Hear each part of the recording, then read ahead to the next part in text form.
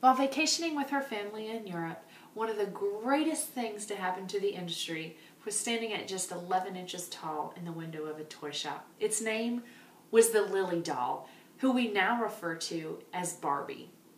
Barbie's creator, whom I refer to as one of the greatest female leaders of all time, was Ruth Handler. Despite some minor indiscrepancies later in her career, Ruth was always a leader to women, being one of the first founders and CEOs of a multi-million-dollar company. Born in 1916, Ruth was raised by her sister and brother-in-law and lived a different childhood than most of us know. By age 10, instead of playing, she was working part-time at her parents' pharmacy, being a soda jerk. She continued this job through high school, adding the lunch counter clerk at the pharmacy, as well as a part-time secretary position. After graduating high school, Ruth went on to enroll in college at the University of Denver, where she met Ruth Handler, who she later married in June of 1938. After marriage, Ruth and Elliot moved out to Los Angeles, where Ruth started working at Paramount, and Elliot worked at a lighting design company. Elliot also took classes at a local art school at night, where his ideas started to take flight. He came home one night to Ruth pitching his idea of creating things out of plexiglass and wood, and without missing a beat, Ruth immersed herself into marketing of his creations. At night, Elliot would create candle holders, ashtrays, and bookends, while Ruth would plan who to sell it to and lug it out in their old suitcase and sell it to local shops. Unfortunately, shortly after opening the business, Ruth was bedridden, pregnant with her first child, Barbara, and later bedridden also with her second child, Ken. Fortunately for Ruth, homemaker life was not for her.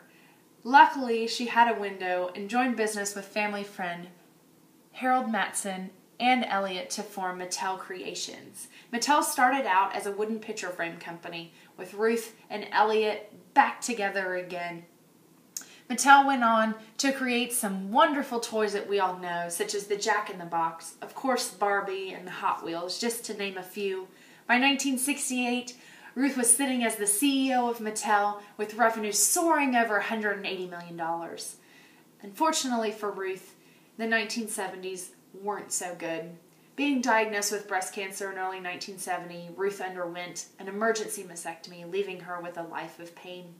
She also was indicted in late 1978 for fraud, being the CEO of Mattel. Luckily, Ruth didn't let this get her down. She became a spokesperson for women with breast cancer, speaking out, showing that these women aren't mutated, they're regular women that had a disease. By doing this, she created Nearly Me, a prosthetic that made women feel nearly me.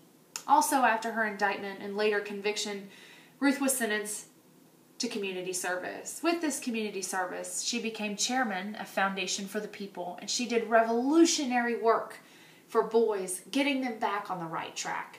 As you can see, Ruth had an expansive career and did many things, and with that, she had many leadership approaches, the strongest of those being the trade approach, where she fell short as a servant leader. One example of her and her trade approach is when she created Nearly Me, the prosthetic for women that had mastectomies. Many people shut her down and told her she couldn't do it, but her self-confidence, her persistence, and her determination kept her going.